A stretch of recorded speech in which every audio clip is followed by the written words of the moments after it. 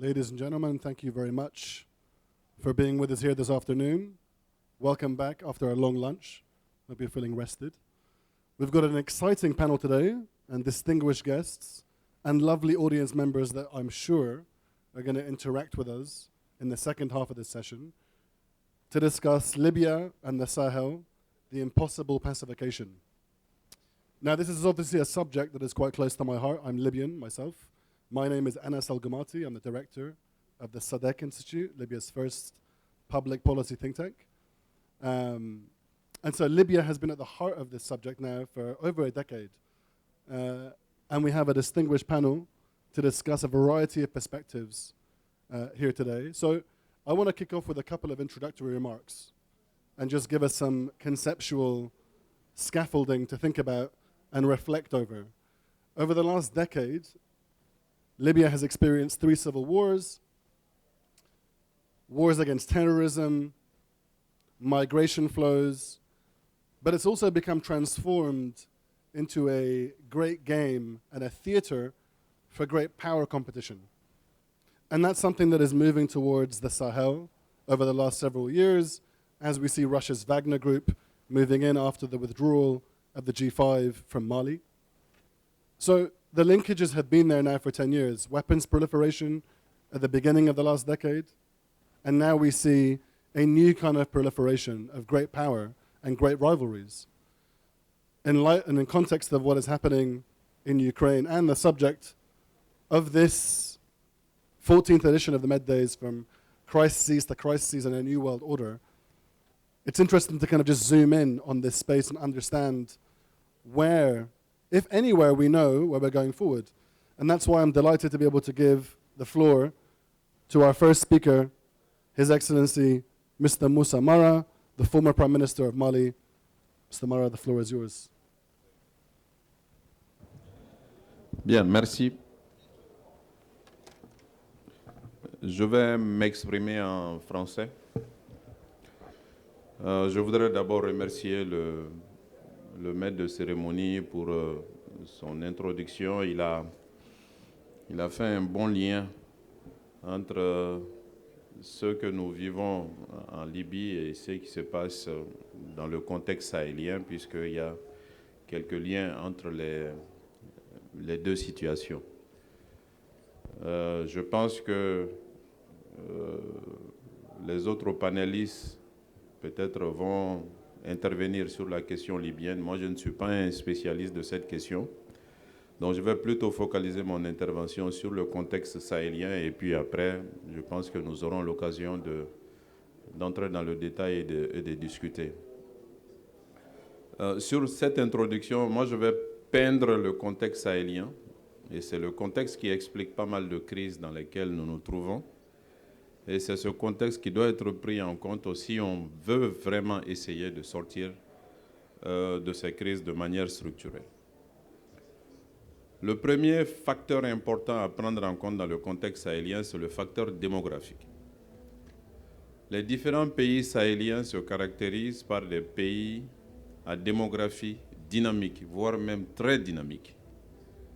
Ce qui a une incidence en termes d'augmentation de la population, et augmentation de la population qui est combinée par une urbanisation qui est aussi très rapide et voire même sans précédent. Donc nous avons de plus en plus de populations urbaines, jeunes, connectées et qui malheureusement font face à une situation de pauvreté endémique. Puisque l'autre élément du contexte sahélien, ce sont les changements climatiques et la perte progressive des ressources naturelles.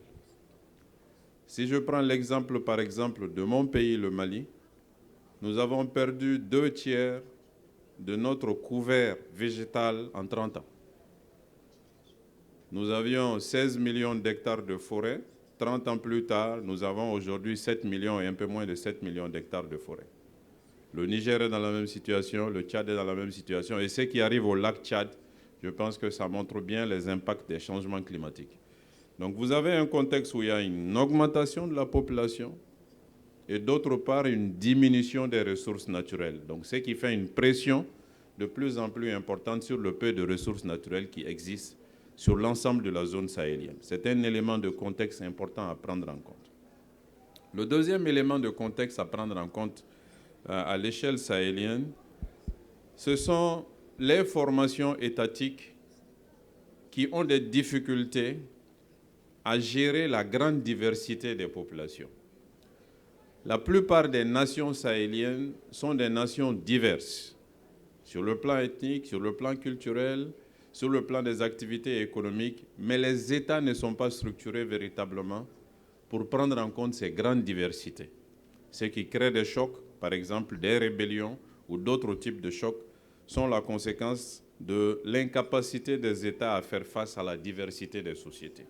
Donc des chocs internes et des sources de déstabilisation interne importantes sur la zone sahélienne. C'est un facteur à prendre en compte aussi. Troisième facteur à prendre en compte, la question des frontières dans le Sahel de manière générale. Vous savez que nos États sont des États colonisés, les frontières ne sont pas véritablement naturelles, acceptées. Et les États considèrent les frontières comme des zones de rupture, alors que les populations les considèrent comme des zones de continuité. Donc il y a une différence d'appréciation des frontières qui font que les États n'arrivent pas à traiter la question frontalière et les populations vivent le tout naturellement du monde autour des zones frontalières. Et les groupes armés et les groupes terroristes ont l'intelligence de comprendre la question frontalière, totalement oublier la zone frontalière et prendre ces zones comme des continuités, ce qu'elles sont véritablement. Les États n'y arrivent pas. C'est un élément de contexte à prendre en compte aussi. Autre élément de contexte à prendre en compte, évidemment, l'incapacité des États à s'adapter à l'évolution des menaces. La question sécuritaire, les formats de nos armées ne sont pas vraiment adaptés à des guerres asymétriques et à traiter avec la question sécuritaire. Donc cette incapacité aussi est un facteur de tension qui explique pour une grande partie ce qui arrive aujourd'hui. Maintenant, le maître de cérémonie m'a montré qu'il ne reste plus qu'une minute, donc je vais m'arrêter là. Mais ces contextes sont à prendre en compte pour qui veut véritablement traiter les questions sahéliennes dans le fond et ne pas voir ressurgir demain ou après-demain les mêmes menaces, les mêmes facteurs de tension en les traitant de manière superficielle comme malheureusement beaucoup d'acteurs sont en train de le faire. Donc voilà à peu près ce que je voulais dire en introduction et nous aurons l'occasion d'entrer dans le vif du sujet plus tard. Merci. Merci à vous. Merci à vous. Thank you so much. I'd like to present Her Excellency Mrs. Emanuela Claudia Del Rey, who is the Special Representative for the Sahel, the European Union. We heard the comments around the demographic explosions and the pressure valve that is happening in the Sahel. Please give us your perspective from the European Union. The floor is yours, Your Excellency. Well, thank you very much. I very much appreciated the intervention by Musamara because it put the things in context. And I have to say that I'm also happy to say that the European Union has understood all this. And this is why the European Union today is the main partner of the countries of the Sahel. And this is because we are perfectly aware of the issues, the challenges, and we try in our partnership with the countries of the Sahel to find proper solutions. It is not easy for a number of reasons because, as you very well know, unfortunately at the moment the amount of emergency issues in the region is overcoming our possibility to really indulge in development activities. We are always very busy to remain at the side of the population of the Sahelian countries. We are always very busy in trying to solve through our humanitarian aid the emergency crisis. And this is a big problem, of course, because we would like to start a new system by which we can really realize that famous nexus called the nexus between security and development that can at the same time guarantee stability and at the same time obviously as well provide opportunities for development for the future. It is very important to talk about the region of the Sahel in relation to the surrounding countries. It is important because the dynamics internal to the Sahel, of course, are very diversified, and as they are very important for us in the European Union, so much that I usually say, sorry, the noise is very loud. Okay, thank you for stopping. I was saying, as I always say, the Sahel is the real southern frontier of the European Union. This means that, of course, it is also the southern area, which is very important also for the Maghreb, for instance, the countries of the Gulf of Guinea, and of course also for Libya, because as Musamara was saying, the concept of frontiers is very, let's say, porous. It's based on the fact that all the dynamics internal, the positive and also the complex and illegal dynamics within the regions are also shared by all the countries altogether. The relationship with Libya is very complex for a number of reasons.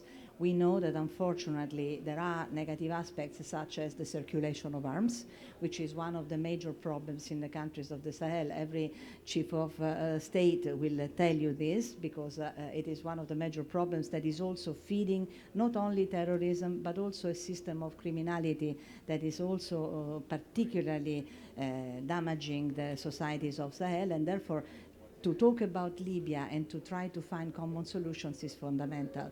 The European Union is particularly engaged. You know that we have a mission in Libya called EUBAM, called European Union mission for border management and for border administration. And it is very important, this mission, because it demonstrates that we are aware of the fact that we have to collaborate. Of course, as regards Libya, I would only want to say that it is important from now on to stop the competition between the different actors. I have been involved when I was vice minister in the Libyan negotiations very much, and I have to say that my desire is that we find a common solution, considering that it is of common interest to start stabilizing Libya as well.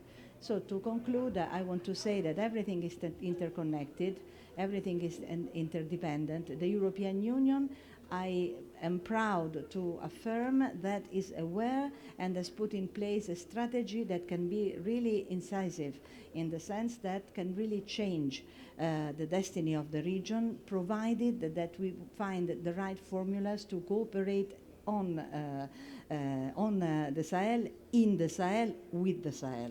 So I stop here, but we will go more deeply into the details later. Thank you very much.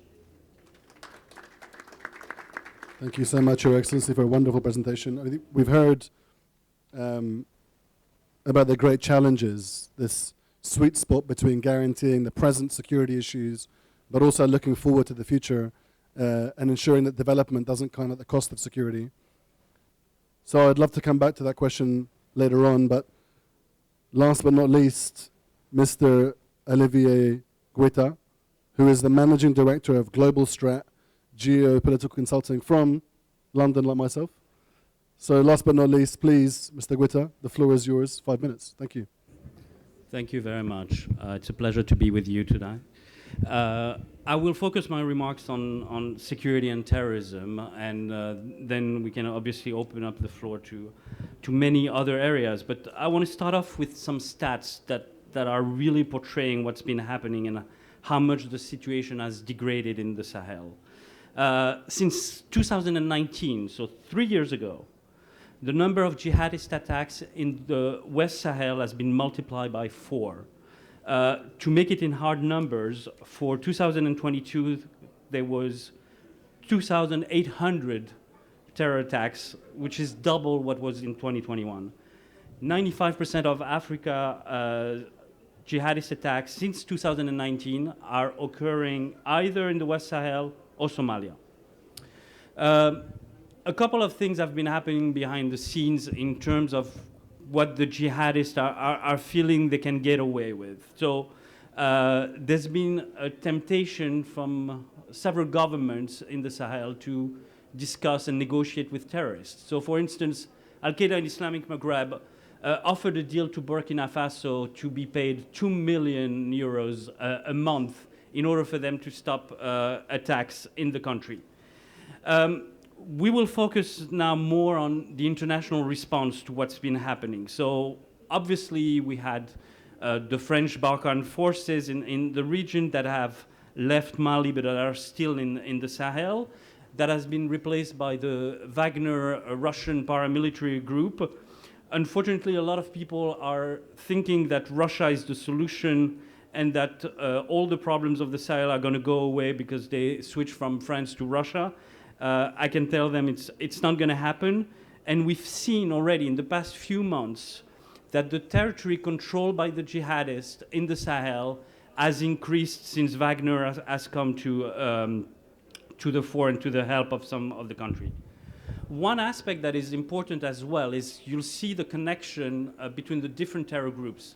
And it has been very notable that Al-Shabaab, that is usually portrayed as a purely Somalian group, has been financing other Al-Qaeda-linked groups in the Sahel. So this is to put things in perspective. One last aspect that I want to join up and that will link up to the Libya issue is the foreign intervention. It's obviously not the solution as we've seen. The different armies have not been successful to defeat the asymmetrical movement of jihadists. But what's really important to see is that whether in the Sahel or in Libya, a lot of different actors are waging an international proxy war. So whether it is Turkey, Qatar, Italy, the UAE, France, Russia, and Egypt are all fighting over getting a solution in Libya, and that's not helping at all because they all have an agenda that is not in line with the Libyan aspiration. For me, since 2011, I made the point that Libya is crucial for Africa. If we get Libya right, some of the problems in Africa could go away. This could be the real window of opportunity because there's so much to be done in Libya, so much wealth, but so much to start from scratch that if we get it right, we could kick out a number of jihadist groups that are getting a safe haven in Libya and that are organizing attacks across the border, but also it will feed off and calm the situation with the neighbors. Look at Algeria, for instance, that has amassed 100,000 soldiers at the border with Libya to protect themselves. Chad, Niger, and Mali are also extremely concerned. So Libya might be the solution, but Libya through Libyans and for Libyans. Thank you very much. Thank you, Mr. Guetta. So I'm going to come back and ask each one of you a question, and I'll start from the end. And then we're going to turn it around to yourselves in the audience for questions and comments. So, Mr. Guetta, you mentioned that Libya needs a solution. In Berlin in 2020, the Berlin process that kicked off shortly before COVID, all of the international actors involved in Libya's proxy war were there, and the local actors. They signed a deal. Well, the Libyans signed a deal. The foreign actors, principally those that are involved on the military level, Turkey on the one side, France, Russia, and the UAE on the other side, did not respect the arms embargo. And this is a subject, in fact, that Her Excellency mentioned earlier on in terms of getting the coordination right. So, in your view, what could be done to really enforce an arms embargo? What can be done to immunize Libya from foreign interference? Please. Thank you for the question. I was in Berlin for the conference, so I saw it from the inside, what was going on, and you are totally correct. Whether it's Turkey on one side with their mercenaries or Russia with Wagner, the deal has not been respected, even though the Germans and Angela Merkel made a point that Libya was going to become a priority for the German government. What's at stake here is really a combat between two different countries that are looking at Libya through the frame of investment, but also through the frame of the Mediterranean. And we shouldn't forget that Russia on one side and Turkey on the other are extremely eager to get a military base in Libya. and to have it as a springboard to have access to the Mediterranean. So that's one thing. The second thing that we have to look at is, as you mentioned, there were a slew of accords, even one signed in Morocco, that have not been respected. And unfortunately, Libya, like many other countries, has a political class and different tribal leaders that are willing to change sides on a whim. And it's a little bit like, the example of Lebanon, if you will, where, one day a politician is on one side, the other day is with another country. So at this point, if the international community were to respect as well what they signed, I think Libyans would be even more entitled to look at this and take it seriously. But there are a lot of investment and a lot of money at stake in getting Libya right. Thank you. Thank you so much. Your Excellency, Mrs. Delray, I'm going to ask you a quick question about the comments that you made. So in terms of the EU understanding the nature of the threats there and seeing a priority in terms of the humanitarian crises and aid crises that you mentioned, what do you think the next couple of years of policies look like? How do we improve those partnerships? How do we transition away from the clear priorities of today to guarantee the future that you spoke about, please? Well, first of all, I want to say that it is true that Libya is central, but it is also true that without solid states in the Sahel, we can't go anywhere, because the cooperation must be guaranteed, and also, of course, only if we have stable countries we can proceed with our big projects that we have defined with our partners in the region. So, true that Libya needs to be stabilized, absolutely fundamental, and I have to make a comment on the title of this panel, because I don't like to put things in the negative way. I would have preferred to say, is pacification possible?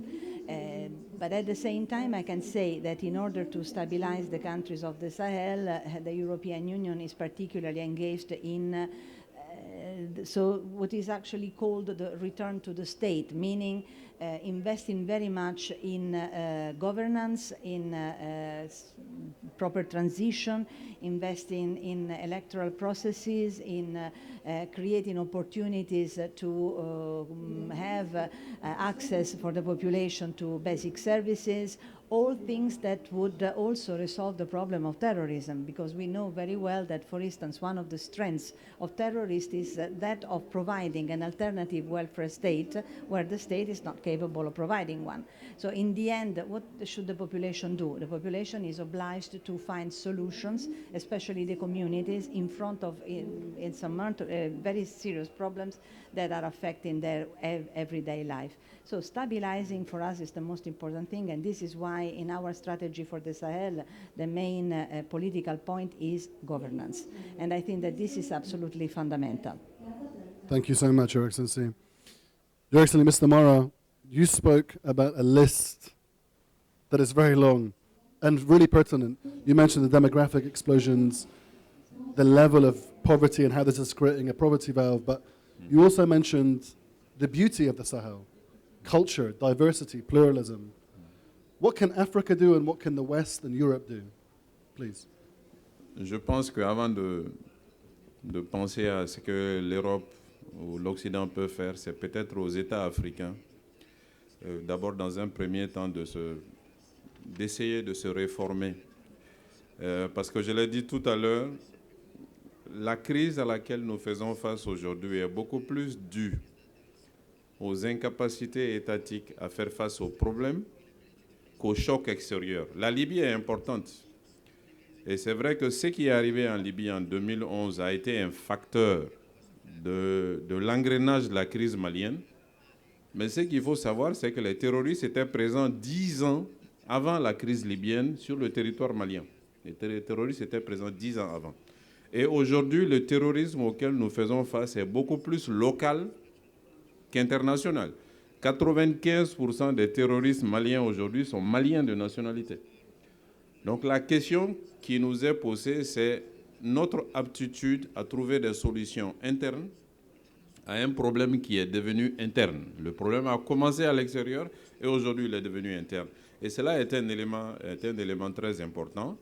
Et maintenant, cette aptitude à trouver des solutions internes, il peut y avoir des soutiens extérieurs pour l'identifier et puis pour la mettre en œuvre, pour faire le lien avec ce que Madame disait tout à l'heure. Thank you so much, Your Excellency. Ladies and gentlemen, it's time for you to get involved. We've had an intimate panel. We've gone over them twice already. Now it's your time. If you have a question or a comment, please raise your hand. I'd love to hear from some people here in the front. But please raise your hand, introduce yourself, tell us your name, and ask your question or your comment. A microphone will be coming around. If you want to, we have a lady here in the front, in the second row. The microphone is there. Introduce yourself. Hello, my name is Isabel Gouveia. I'm from the United States. And I have a question for Mr. Guida specifically. Just a brief question, but we know of the GCC members, UAE, Qatar. There's been some various frictions from 2017 to 2021 formally. But my question to you is, do you know of any frictions that are still currently happening in Libya between those two countries? And if you could just talk a little bit about that, that'd be great. Thank you. If we have any other questions, maybe we can take a second one over here in the front, and then we'll come back to the panelists. Docteur Abdelhafid Ouelalo, vice-président de l'Institut marocain des relations internationales. C'est un think tank indépendant au Maroc, un des plus grands think tanks au Maroc. C'est surtout les relations internationales qui nous intéressent le plus. La première question, comment expliquer l'incapacité des Nations Unies, alors qu'il y a un envoyé spécial tout dernièrement nommé, qui est sénégalais, pour trouver une solution africaine et non pas des autres pays que vous connaissez. Ça, c'est la première des choses. Deuxièmement, il y a tellement de congrès, de rencontres, depuis l'accord de Schirat en 2015 au Maroc, où nous avons constaté qu'il y a un accord, y compris sur les 7 grandes responsabilités au niveau de l'État. Et tout dernièrement, il y a quelques jours, il y avait la rencontre des 2 parlements à Rabat pour sortir de ce blocage. Comment vous expliquez l'échec de toutes ces rencontres alors que devant les caméras, tout va bien, il y a des rencontres, il y a des consensus, mais concrètement, c'est toujours un blocage. Et tout dernièrement, une petite question à notre dame.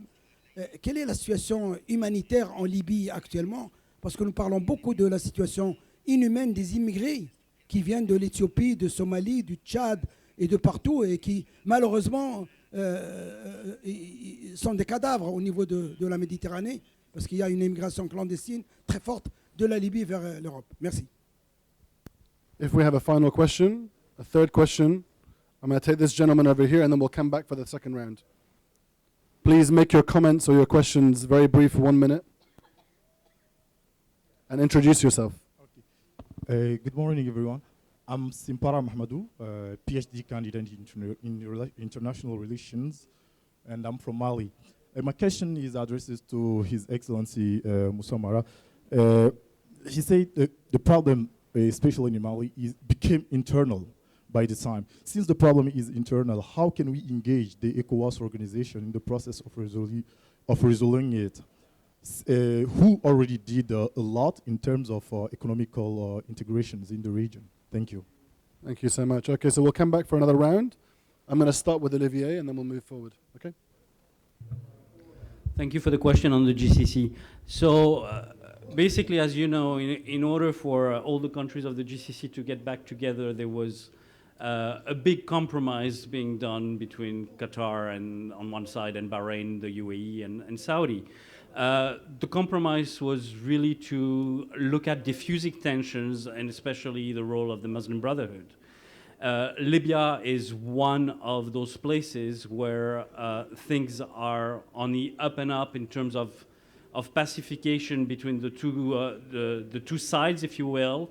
But Turkey has a big role to play. There was a deal made by Turkey with the UAE in order for the UAE to invest between 10 and $15 billion against Turkey, let's say, delivering some of the Muslim Brotherhood or kicking out some of the Muslim Brotherhood leadership.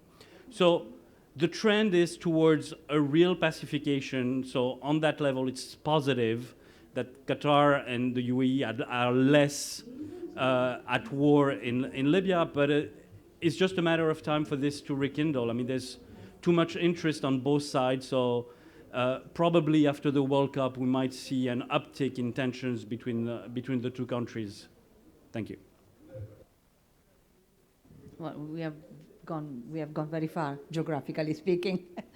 So I prefer to return to my beloved Sahel and insist on the fact that, of course, everything is connected.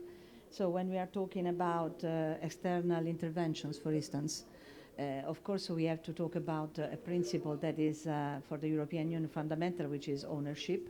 And I also want to take some positive note because despite the very difficult situation, there are things that have been successful in terms of interventions also at local level, meaning reinforcing the local abilities and the local potential military structures that can respond to the threats by criminal and terrorist groups in general. And it is, for instance, I think the multinational joint force for the Lake Chad, which I have visited recently, and it's an interesting exercise that can be taken as an example. But I also want to respond to the question on migrations and human rights. Human rights are fundamental throughout the Sahel. We are very aware of that, and this is one of the reasons why when we talk about external interventions or external actors, such as, for instance, the Wagner Group, we have to be very careful in putting it in parallel with our interventions of the European Union, because in fact we are talking about a group which has no contracts, no real rules of engagement, and we have strong allegations of violation of human rights. In Libya, the European Union is very aware of the violation of human rights. We have evidences. This is something that is discussed very thoroughly. I think, because I've been involved in this very much, believing that we have to find solid solutions for migration, especially to avoid losing life in the Mediterranean and in the deserts, because it's all along the route. We have to rethink our way of approaching migration. I was discussing this yesterday with the Minister of Interiors of Morocco, and we were discussing the fact that we need to find ways to promote legal migration and find also ways of intervening at a local level in the countries of origin to allow the people to live a normal life. And this is why I was saying that the European Union is so involved in governance to provide an opportunity for people to live a normal life. And normality, it's an achievement in the Sahel. Monsieur Moussamara le sait très bien. It's something that we really need to work on, and the only way is by coordinating. Bien. Vous parlez de l'intervention de la CEDEAO, mais l'intervention de la CEDEAO n'est pas vraiment en lien avec la question terroriste. L'intervention de la CEDEAO, c'est par rapport au changement non constitutionnel qui est intervenu dans notre pays en 2020, c'est-à-dire avec le coup d'État de 2020 et avec toutes les péripéties qui sont intervenues après. Donc l'intervention de la CEDEAO, c'est essentiellement en rapport avec ça. Mais pour répondre à une autre partie de votre question, c'est que jusqu'à aujourd'hui, nous n'avons pas encore, pour ce qui concerne le Mali, mais pour sans doute les différents pays, nous n'avons pas encore totalement compris ce que je suis en train de dire. C'est-à-dire que le terrorisme, ce n'est plus vraiment le terrorisme international, c'est le terrorisme national, souvent même local. Et même nos gouvernants n'ont pas vraiment compris. Et beaucoup de nos partenaires, c'est le cas par exemple de Barkhane encore aujourd'hui, l'échec de Barkhane, si on peut parler d'échec, s'explique par le fait que fondamentalement, on pense que seule la réponse armée permet de régler la question terroriste. On a employé des moyens, 1 milliard d'euros chaque année pendant 9 ans, pour aboutir à la conclusion que les moyens armés seulement ne suffisent pas. Et l'État malien est à peu près dans la même dynamique. Aujourd'hui, ceux qui dirigent le Mali aujourd'hui pensent la même chose. Le recours à la collaboration avec la Russie, ça participe du même principe, hein, c'est de dire qu'il faut tuer le maximum de terroristes possible. Si ça permettait de régler le problème, je pense que Barkhane l'aurait permis. Donc ça veut dire que, Encore aujourd'hui, nos gouvernants, ce n'est pas seulement le Mali, n'ont pas encore compris que la donne terroriste n'est pas une donne internationale, n'est plus une donne internationale, c'est une donne nationale et locale, et elle n'est pas seulement une donne religieuse non plus. Vous avez parlé d'économie.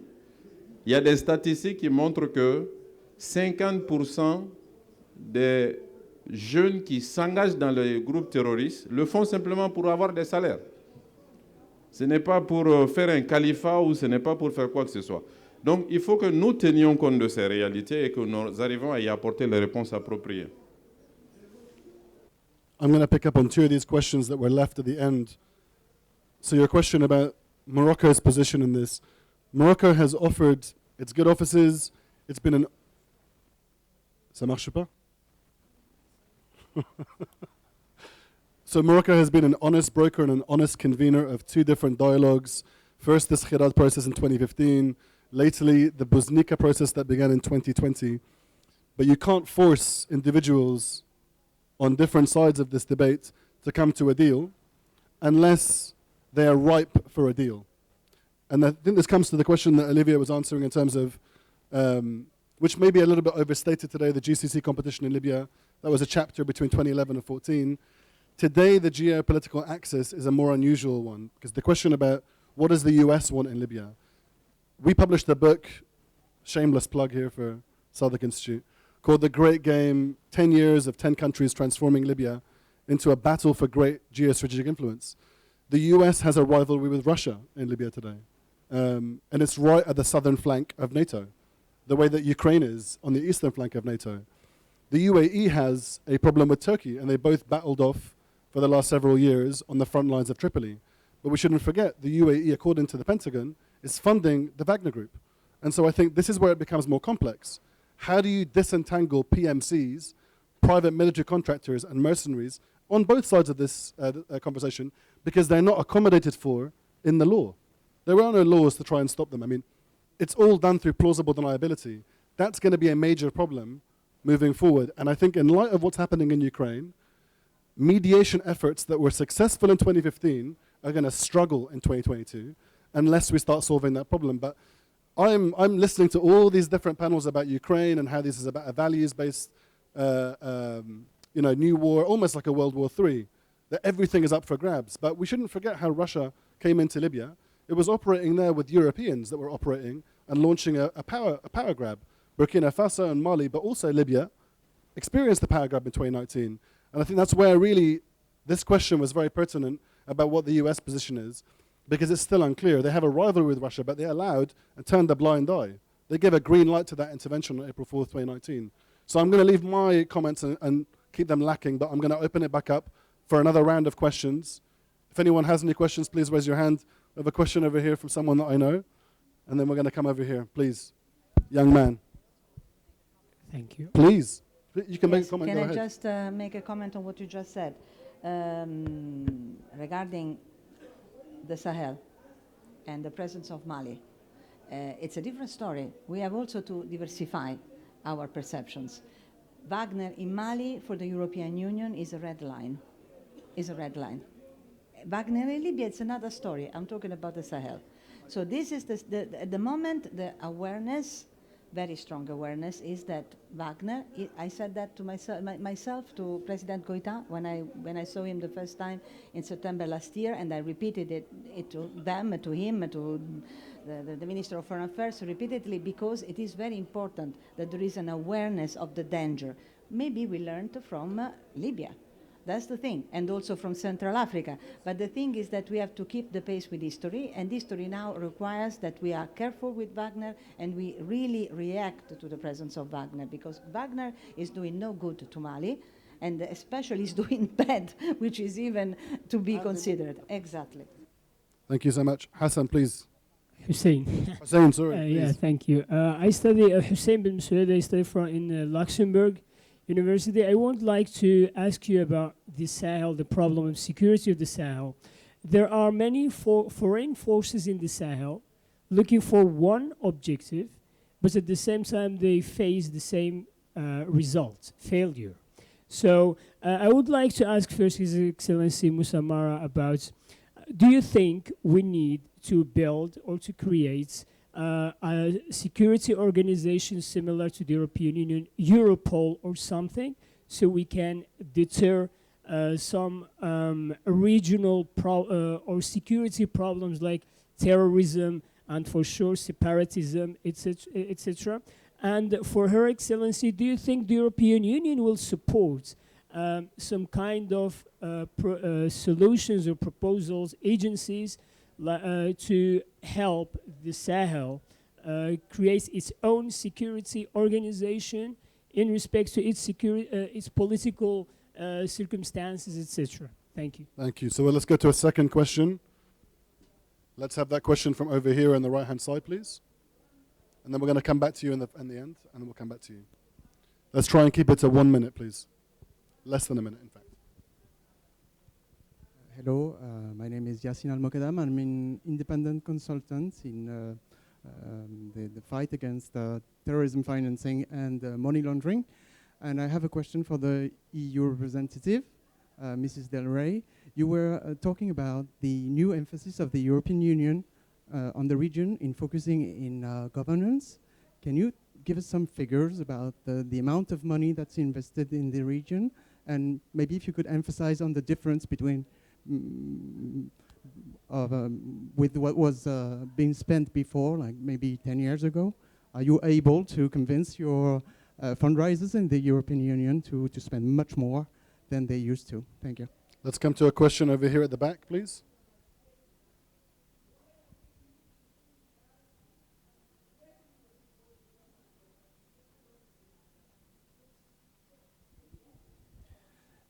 D'abord, j'aimerais bien saluer tous les intervenants pour l'intérêt qu'ils ont porté à cette réflexion humaniste et humanitaire. Au moment où vous dites que la sécurité au Sahel... Vous appelez comment déjà? Oui, je m'appelle Adnan Abdelrahman, professeur agrégé d'économie en classe préparatoire. Au moment où vous dites que la sécurité au Sahel est un bien public mondial, parfois on oublie dans la naïveté ou dans l'émotion que l'insécurité est un bien privé. L'insécurité est un bien privé qui profite à ceux qui ont édifié, qui profite à ceux qui l'ont accéléré. Maintenant, quels sont les vrais acteurs qui profitent effectivement de cette insécurité privée? Si on dit que l'insécurité au Mali ne profite pas à la France, on n'a rien compris. Si on dit que l'insécurité en Irak n'a pas profité aux États-Unis, on n'a rien compris. Maintenant, il y a ceux qui profitent de l'insécurité. Et ce qui est chagrinant et affligeant, c'est le moment où on fait de ceux qui profitent de l'insécurité des gendarmes. C'est le moment où... Monsieur, posez une question, s'il vous plaît. Encore question, s'il vous plaît. C'est juste pour terminer, pour poser le point d'interrogation. La question, elle est directe. Qui profite de l'insécurité? La rente insécuritaire, elle profite à qui exactement? C'est ça ma question. Merci. Okay, dernière question. Bonjour, je m'appelle Mounis Babdallah.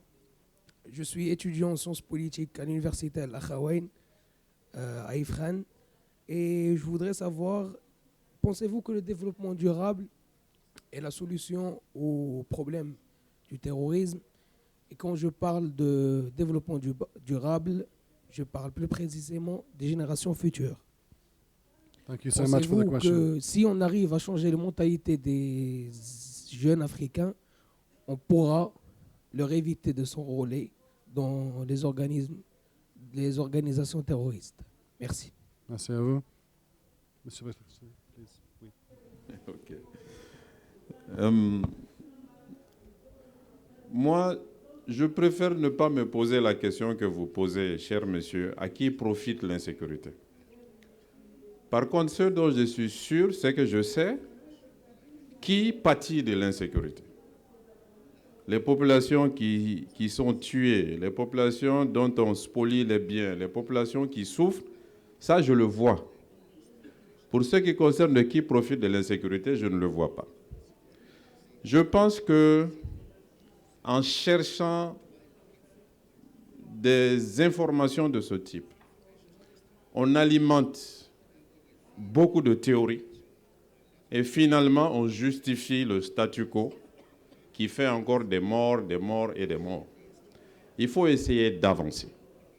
Ce que moi je vois personnellement sur le terrain, c'est que la violence terroriste dont nous souffrons dans nos pays, il y a une partie qui est fondamentalement liée à notre incapacité à prendre conscience de la menace à laquelle nous faisons face et à faire les efforts qui nous reviennent pour essayer d'y faire face.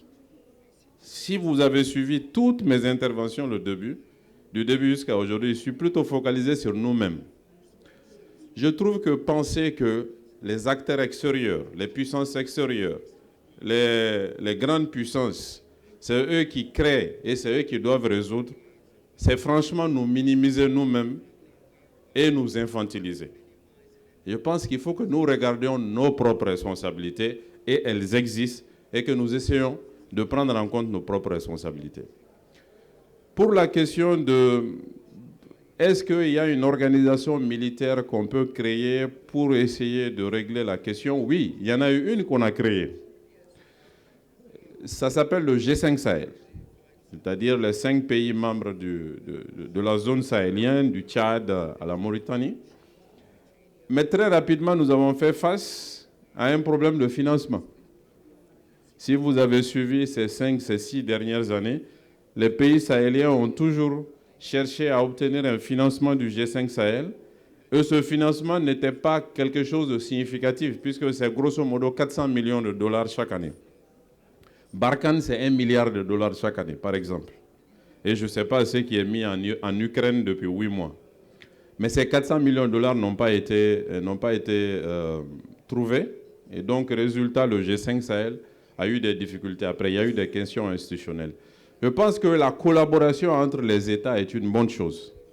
Mais même cette collaboration entre les États, ça nécessite que chaque État, à l'intérieur, s'ajuste, se réorganise, utilise mieux les ressources dont il dispose pour faire en sorte que ces réponses armées, étatiques, administratives, économiques, il y a quelqu'un qui a parlé d'économie, soient les plus efficaces possibles.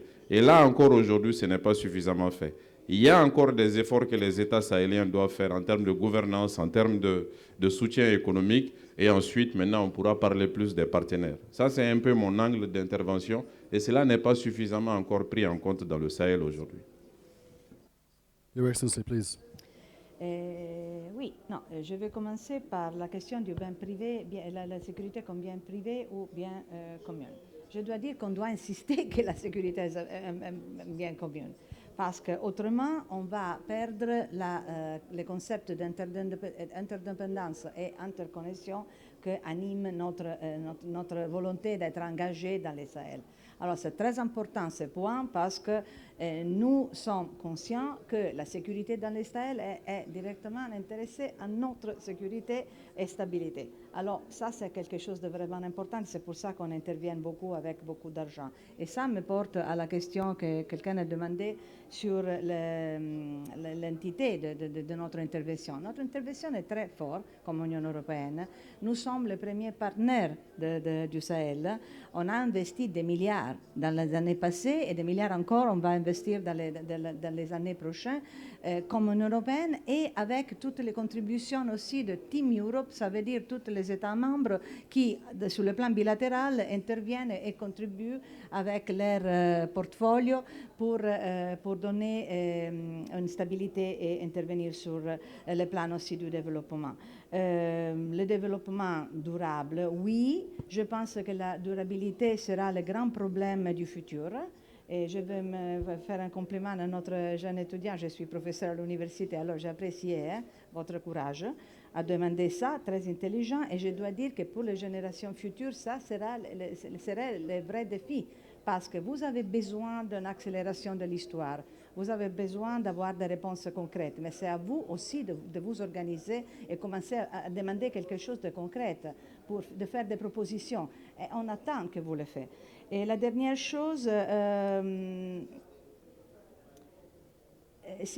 question du G5 aussi, si l'Union européenne va soutenir le G5 et les autres organisations régionales. Oui, peut-être pas trop, comme Moussamar a dit, mais notre volonté est là. On a la volonté de soutenir les organisations régionales, surtout pour garantir l'appropriation, qui pour nous est le principe inspirateur de toute notre action politique, parce qu'on voudrait voir, c'est un rêve, de voir des pays qui sont solides, qui peuvent vraiment manager leurs affaires sans notre intervention.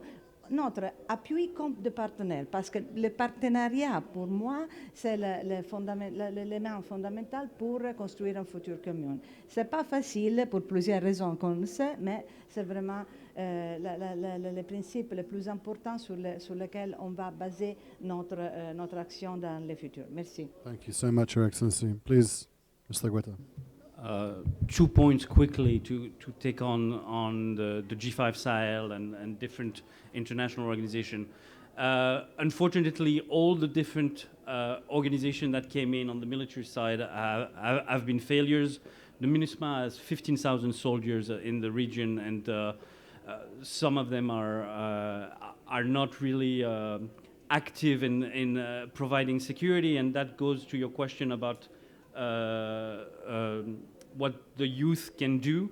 The problem is ungoverned spaces. We have now, in the past few months, jihadist group controlling much more of different countries, and the population, whether the youth or not, has no choice than to give in and to respond to the authority of the jihadist group, because the central government is not providing enough of network and infrastructure and help and water and electricity, and that's what His Excellency former Prime Minister of Mali said. It's a local issue that has to be tackled this way, but it's extremely difficult in terms of providing a solution on the infrastructure, for instance.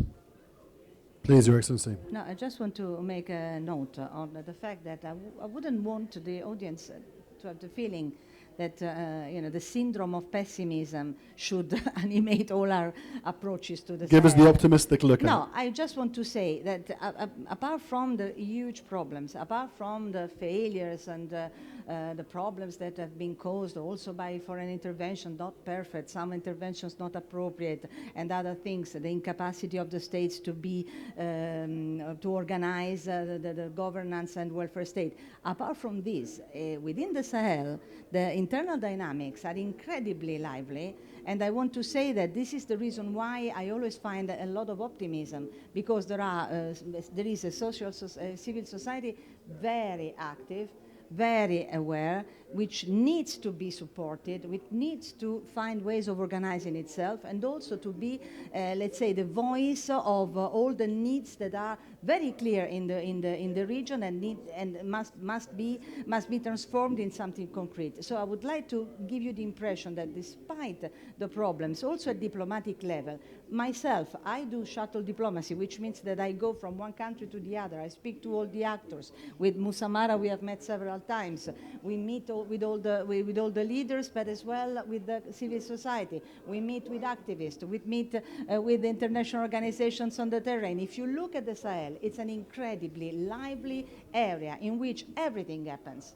It's the center of the world at the moment, and it is also the most important dossier on the table of the European Union. We have to take from this energy. The problems are there, enormous, very sad situation, very frightening situation, especially for the food crisis and all that and other things, and terrorism. But at the same time, if we don't start talking also in a way by which we exploit the positive aspects, we don't go anywhere, because we have already found the solution. Failure, impossible, all these negative aspects. If we do this, it's the end of the world. Ladies and gentlemen, I'm going to come back to the audience for 2 last questions. Please raise your hand. We have a question over here. If there's any question on this side, let's take a question at the back, please.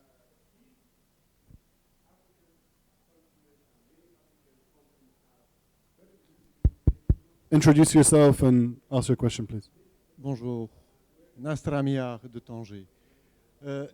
La question est très simple. Quelle est la probabilité aujourd'hui d'avoir des changements de frontières d'ici une dizaine d'années à travers tous les conflits que nous vivons dans nos zones africaines, entre le Sahel et l'Afrique centrale? Merci. Et votre question, c'est à qui? C'est à tout le monde?